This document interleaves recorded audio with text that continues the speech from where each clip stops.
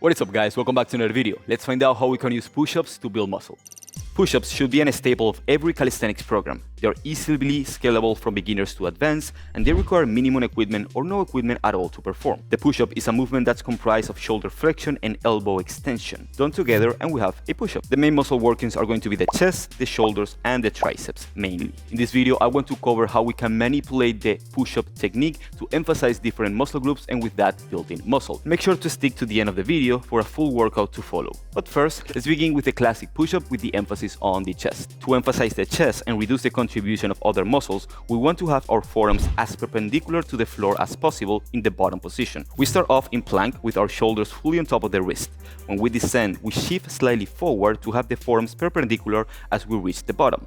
And as we push, we shift slightly back. To understand this, let's transfer to the bench press. Here, we don't bring the bar straight down, but rather we bring it slightly forward and down on the eccentric portion and slightly back and up on the concentric portion. This technique will allow us to reduce the contribution of the shoulder and the triceps and will allow the chest to do the majority of the work. It is also the position where we can generate the most amount of force. Now, what about the width? I'm going to keep this section as simple as possible. The difference in pec activation from wide grip to narrow push-ups seems to be very minor. Just don't go too wide that your shoulders hurt and range of motion is minimal, or too narrow that your wrist hurt. That being said, when it comes to building muscle, it is recommended to vary the way we perform the exercises from time to time. So my best advice when it comes to width is to use a variety of them in your workouts and stick to the ones that are most comfortable to you. It is worth mentioning that the classic push-up can become too easy for some people, and in that case we want to raise the intensity while still prioritizing chest development. And I got two options for you. Deficit push-ups will allow for a deeper stretch of the pecs and a greater range of motion overall. With the right setup, it's also perfect to add weight and progressively overload with time. Ring push-ups is another great alternative where we get a deeper stretch on bottom and a deeper contraction on top due to the horizontal shoulder adduction. That's it for the classic push-up with the emphasis on the chest. Simply use a variety of width that is comfortable to you and try to have the forearms as perpendicular to the floor as possible on the bottom position. Now let's move on to the shoulders. We refer mostly to the front delt, which main function is shoulder flexion. Therefore, the more we lean, the greater demand we'll put on this muscle, thus increasing its potential for growth. If we go back to the bench press situation, simply imagine pressing up and down from your mid-abdomen, then try it again from your waist and see how harder it gets. Choose a lean that you can keep for the entirety of the set and make sure not to rock back as you push. And if you try this variation, you know it's not an easy one, so take your time and lean more over time.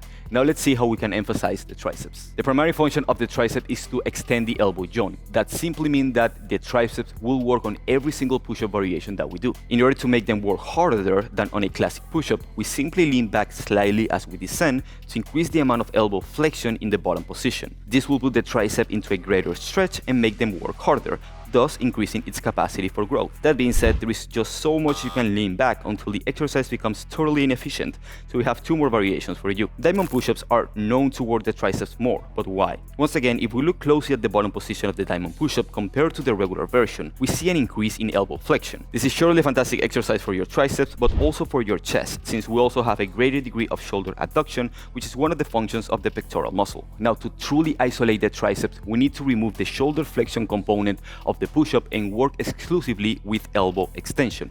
We can do that with the tricep push-up, also known as bodyweight tricep extensions. So start off in an elbow plank position and push with the hands to lift the elbows off the ground while fully engaging the triceps at the top. To make it harder, lean more, and to make it easier, lean less. Now that we covered some of the variations to emphasize different muscle groups, what about reps and set? As our primary principle for creating hypertrophy, aka muscle growth, we want to use a variety of rep ranges while taking our sets close to failure. To keep this super simple, here are 3 rep ranges that are all effective for building muscle if enough intensity is applied. Apply this concept to each muscle group, and as long as you're taking your sets close to failure, any of the push-up variations in any of the rep ranges mentioned will be useful for building muscle. To conclude, now you have a sample push routine that can be done 2 to 3 times per week, targeting all the pushing movements effectively. We start off with pseudo planche push-ups, 3 to 5 sets of 5 to 10 reps. We simply lean enough so you can fall between the recommended rep range. Then we move on to deficit push-ups, 3 to 5 sets again, 5 to 10 reps, and just your body weight can be enough, or simply add weight as needed, again to fall into the recommended rep range. Then we move on to the incline push-ups, 3 to 5 sets, 10 to 20 reps. If you cannot get to the recommended rep range, do regular push-ups or knee push-ups. Then we move on to tricep extension, 3 to 4 sets for 10 to 20 reps. Again, we choose an amount of lean that allows us to fall in the recommended rep range.